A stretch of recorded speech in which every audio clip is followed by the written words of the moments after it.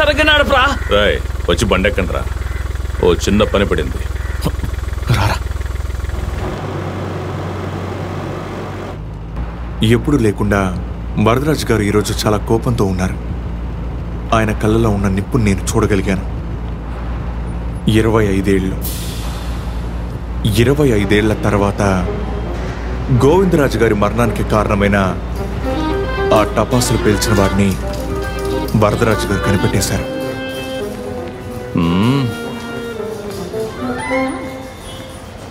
లేదు. ఇదిగో సిస్టర్, ఈ ఫల్గు ఎక్కడున్నాడు? ఏ ఫల్గు? ఈ ఎడమ బుగ్గ మీద నల్ల మచ్చుండేవాడు. అదే అతను 303లో ఉన్నాడు. 303. ఏ విజిటర్స్ కి అలౌ లేదు. ఏ హలో. తెలుసు. ఇప్పుడు వరదరాజు గారి మనసులో వేరే ఎవ్వరూ లేరు. ఎడమవైపు బుగ్గ మీద మచ్చున్న ఆ పిల్లాడు తప్ప.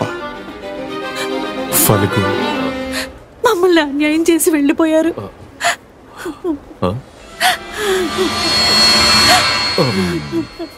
తీసుకెళ్ళండి పోండి.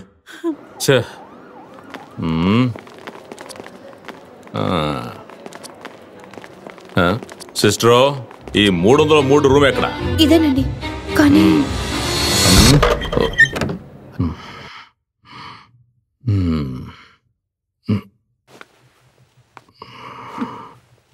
అడి తిరిగి పడుకో. ఫల్గు మచ్చుంది. ఆక్సిజన్ అది ఇదని పెట్టుకో, సుఖంగా నిద్రవుతున్నా ఉంటారా?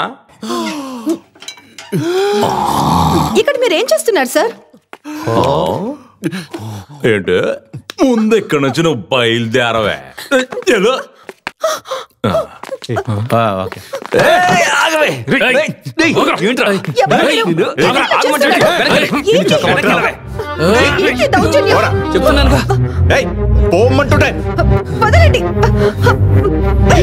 చెప్తుంటే వినవా?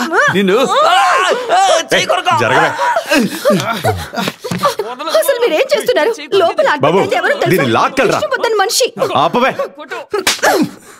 పుట్టినప్పటి నుంచి మా అమ్మ కూడా నా మీద చేయెత్తడానికి ధైర్యం చేయలేదు. అలాంటిది నన్ను కొడితే 25 ఏళ్లుగా వరదరాజు గారి మనసులో ఉన్న పగని పోగొట్టుకోవడం వల్ల ఆయన మొహం వెలిగిపోతుంది. వరదరాజు గారి నవ్వు చూశాక ఒక పటాసు ఫ్యాక్టరీ మొత్తం పేలినట్టు అనిపించింది. కానీ అప్పుడు ఒక సమస్య వచ్చింది.